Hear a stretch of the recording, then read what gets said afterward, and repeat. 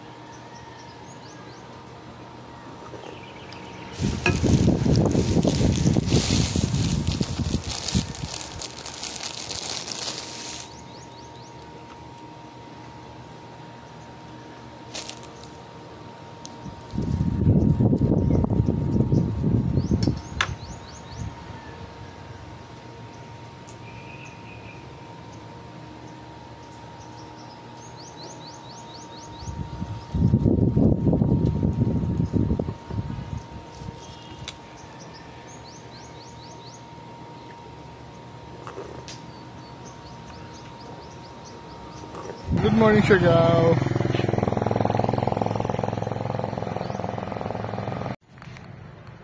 So we are ready. Hinihintay na natin na isundo for the island hopping. Kaya rin daw in about 5 minutes. So hindi po tayo maghintay sa labas para madali tayo ma-pick up.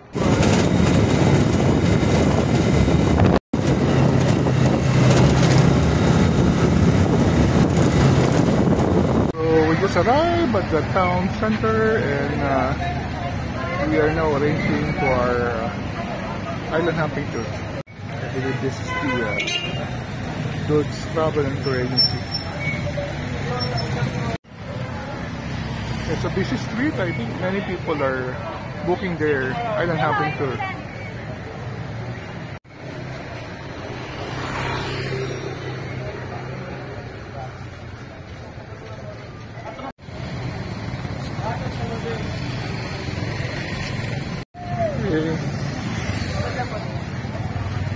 Corregidor tour. We are now going to the boat. It's a busy port. So many tourists nowadays, despite being off season.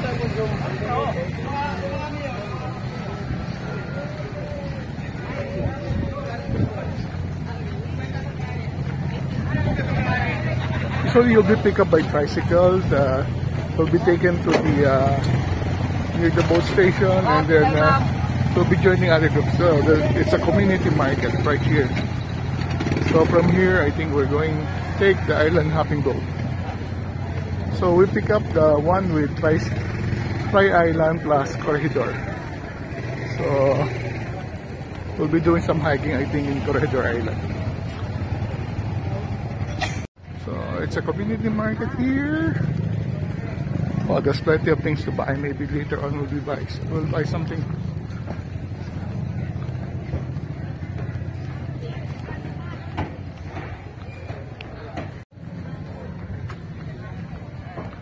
Boat area already.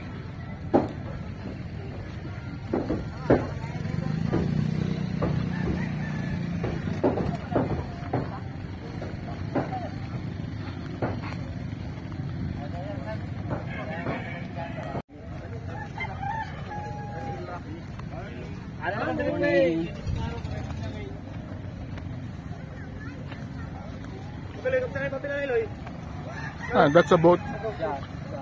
It's your boat. Okay. This one? Thank you.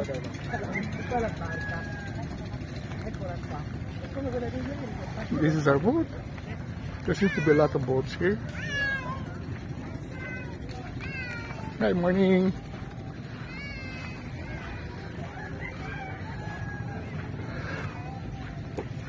So, boat for Corregidor. What's your name? Mamay. Mamay. Morning. Good morning. Okay. You are.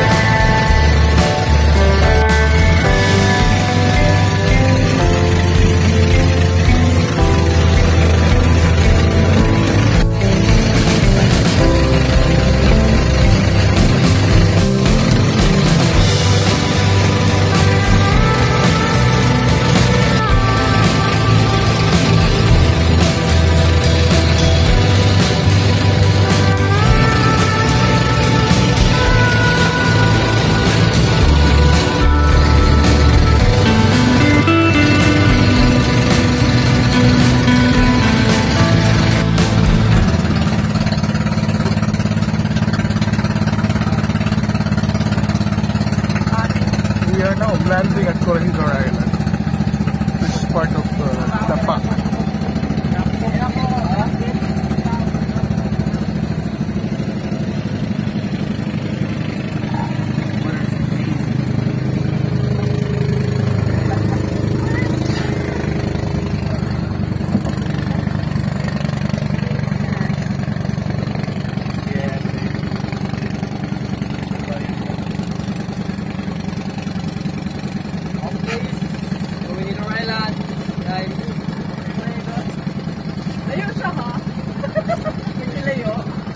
Kompleto na tulog ko po yan. Kompleto na tulog. 40 minutes.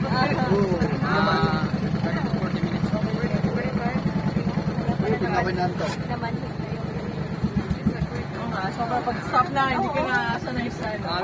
Nalakas naman. Kung mabibigat yung gamit, pwede nyo lang iwan dito kasi mag-hike kayo. So we just arrived at Corregidor Island. I don't know why it's called Corregidor, but the original Corregidor in Manila is based on the word correction, to correct. So I don't know if it's me, Mape. There's something that has to be corrected here. So welcome to Corregidor Island. This is our boat.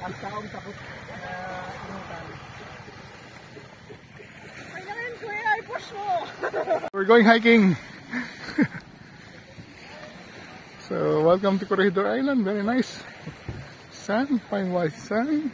Yan, lalakaran natin. And it's called Serenity Beach.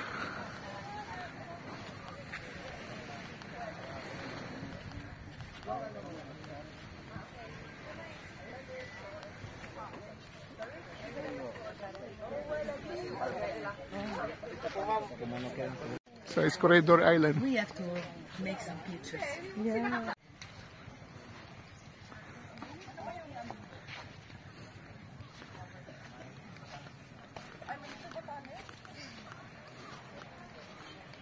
Hindi ako doon makasama sa inyo sa kasong kasi dito yung may ano sila dito.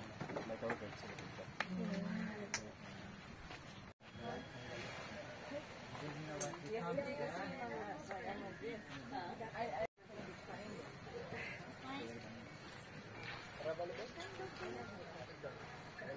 Gaano kataas ang hike? Ilang oras? Ilang minutes?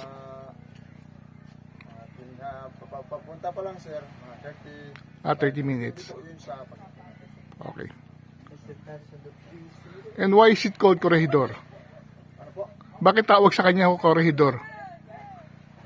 Sir, Hala, dapat inaaral yan. yung sabi ng mga matanda, ano daw, may pari na dito. Nakapunta dito, pero dati daw kasi, di ba may gera. Hmm. Tapos nakapunta siya dito, yung pari daw, sabi nila. Tapos, parang magkatulad daw ng corridor, Manila's corridor. Saka dito, parang magkatulad daw, magkamukha. Kaya, pinangalanan niya ito ng corridor. Pero kasulian talaga itong pangalan niya. Ano pangalan? Kasulian, tapos inanuman niya. Kasulian. Mahirap i-pronounce kaya ginawa na lang Corregidor. Kasulian. Kasulian. Kaso daw na, kumbaga na, Nagkasulian pagkatapos magkasundo. kaso, ang kasundo. Kaso, tagkaulian kung sa Bisaya. Bisaya. Start trekking to the top of Corregidor Island. They say it's like a mini Batanes. We'll see, we'll see. Okay. The trail starts here.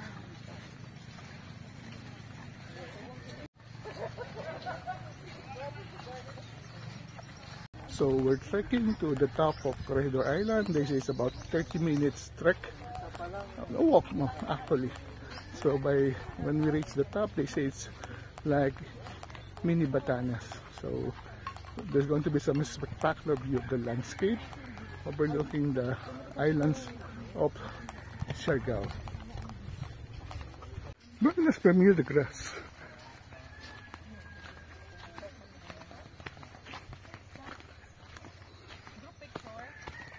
Tayong tubig muna. Ate, magkano tubig? 60 po. 60. Ikaw, buong pera. So, we just bought water for 60 pesos. Kailangan natin ito because it's going to be very hot when we reach the top. stay hydrated. These interesting houses. They planted pechay.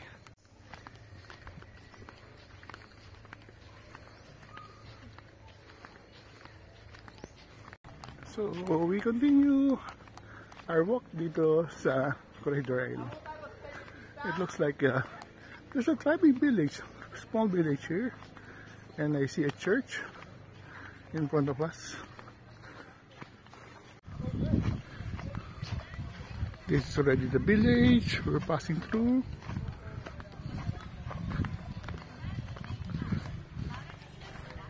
Iksaku. Morning, Lola.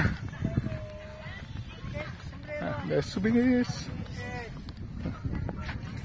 And then this is Barangay Hall of Corregidor.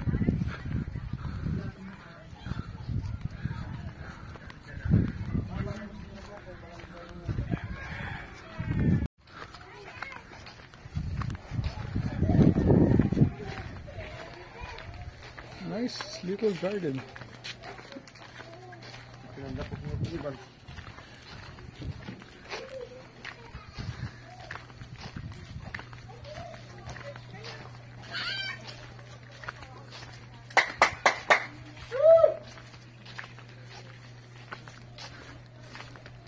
Guys! Hello!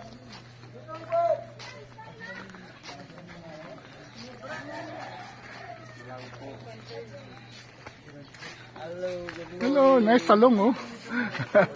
Ang lago naman ng talong. There's a small little church.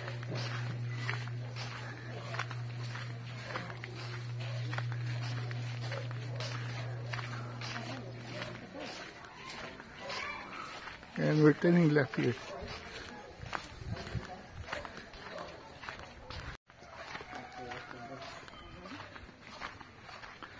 And we're going up. It's called Panikan sa Corregidor. Staircase to Corregidor. Yeah. I'm not sure. We don't...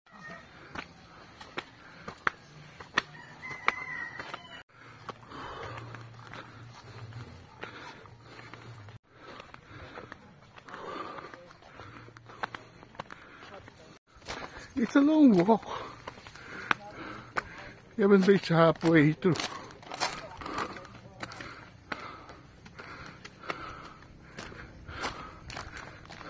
We're still going up. I thought we're going to swim on the beach, not climb mountains. Why am I doing this? Whew. And still going up and going up. Ooh, nice view.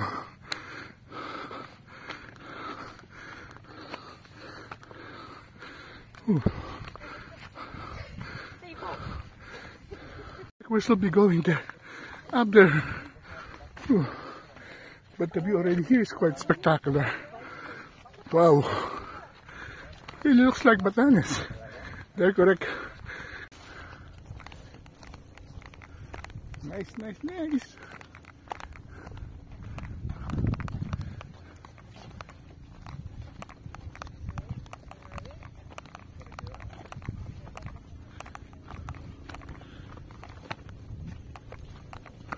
Ooh, nice view.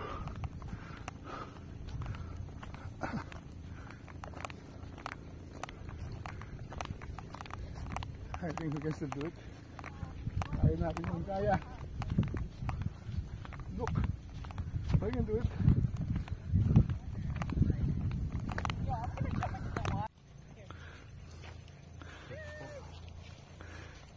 It's sharp, it's sharp.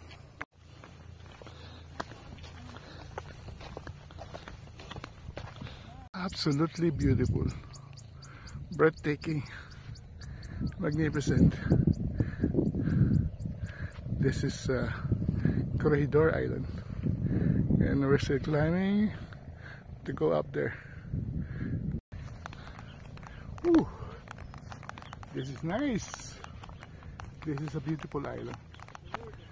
Very happy to be able to make it on top.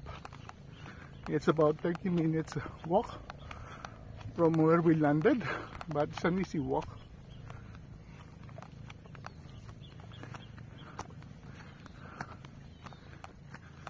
Elevation should be around 100 meters, I think.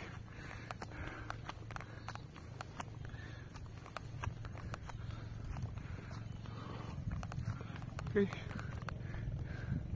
look how nice the place is. Ooh.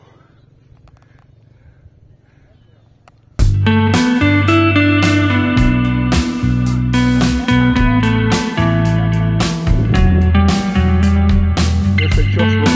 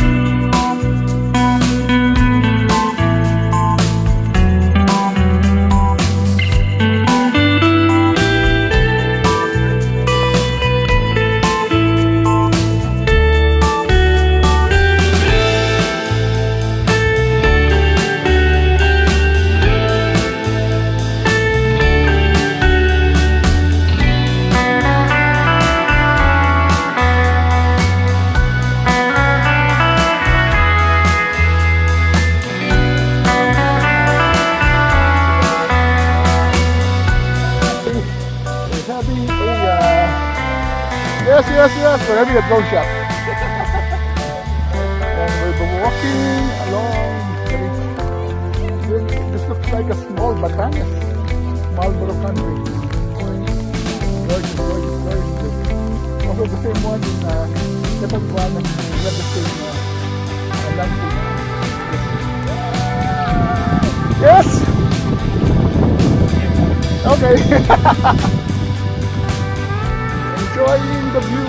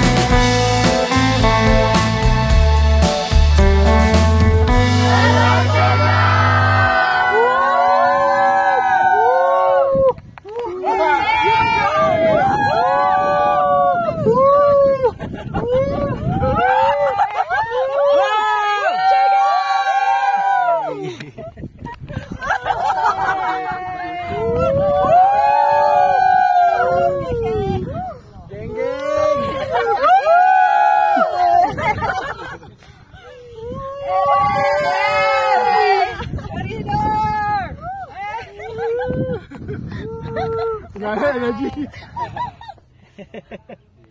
So we're now going down from Corregidor Island, and we're very happy that this is one of our island hopping tour of Siargao. This is one of the least visited island, but it's very beautiful.